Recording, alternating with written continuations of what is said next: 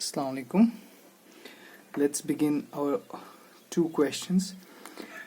This was asked in UPSC CSAT 2020 PYQ. It's a PYQ previous year question. It was asked in 2020. In a class, there are three groups A, B, and C.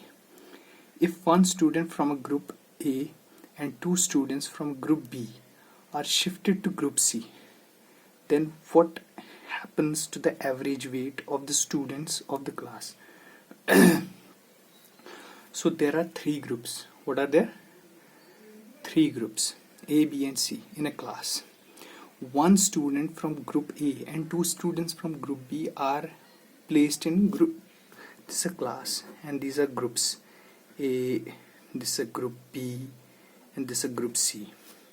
So one student from this group is placed in this and two students from this group are put in group C.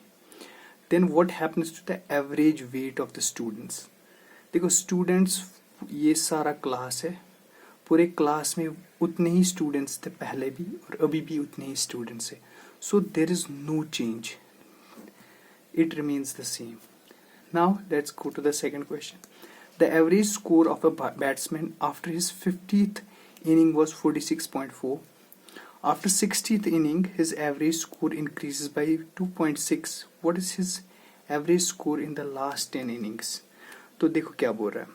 देखो मैं बोल रहा हूँ, मैं excise लेता हूँ इसका score. Excise इसके स्कोर है. हर मैच में इसका कौन कौन सा स्कोर है अप टू 50.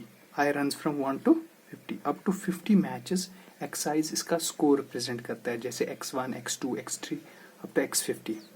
इसका सम है इक्वल टू एवरेज क्या है 46.4 into number of matches. Number of matches कितने हैं 50. Got it.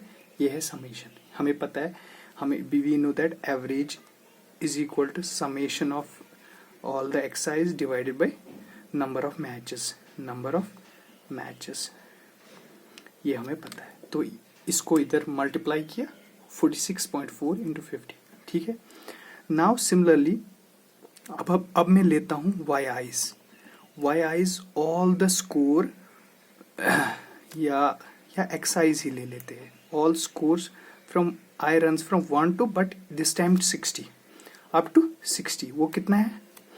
वो है 46.4 प्लस करेंगे हम 2.6 because it says it increases by 2.6 into कितने 50 नहीं 60. टोटल मैचेस कितने अब 60 क्योंकि ये रन कर रहा है आई टू 60. ठीक है. ये कितना हुआ? ये हुआ 6 + 4 हुआ 10, 6 7 8 9 और ये कितना हुआ 9 6 7 8 9 हो गया 49.0 इंटू 60. ये है टोटल. Got it.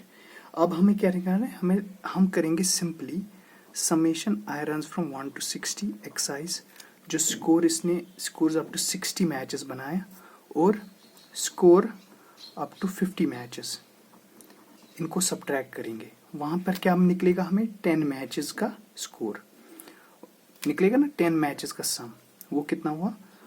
वो हुआ 49 इंटू 60 माइनस 46.4 इंटू 50. कितना हुआ ये? 0 6 9 जार 54 5 कैरी 6 4 जार हुआ 24 24 और 5 कितना हुआ 29. माइनस करेंगे 0 5 4 jar 20 2 is carry 5 6 jar 30 32 5 4 jar 20 and 23. Point आएगा 1 के बाद. तो इनको अब सब्ट्रैक्ट करेंगे. 0 4 - 2 2 9 - 3 6 2 - 2 0. कितना हुआ 620. कितना निकला 620.